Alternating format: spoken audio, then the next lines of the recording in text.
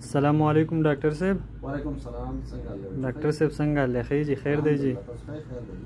خامون راغلی یو ستاسو د کلینیک ته جی. ستاسو سره دا یو پیشنټ دی د کډنی سټون والا. نو د دونه مونږ اورو چې دوی څه ویل غواړي. بسم الله الرحمن الرحیم. زما نوم آفتاب حسین دی. تقریبا یو 3 میاشتې مخکې ډاکټر صاحب نه ما د کډنی سټون باره کې علاج کوو او تقریبا زما لیفت پرده کې چې تقریبا 12 mm ګټۍ وه. نو تقریبا 3 میاشتې ما علاج وکړو. الحمدلله هغه ګټۍ چې ده زما نه تقریبا د وړو بولو په ناړۍ کې چې ده دا خارجي شوې ده. دا ګټۍ تاسو کتی شئ او د ډاکټر صاحب ډېر زیات شکرګزار یم چې زموږ دا کیس بغیر د اپریشن نه حل شو. ډېره مننه او الله پاک دې باندې لره.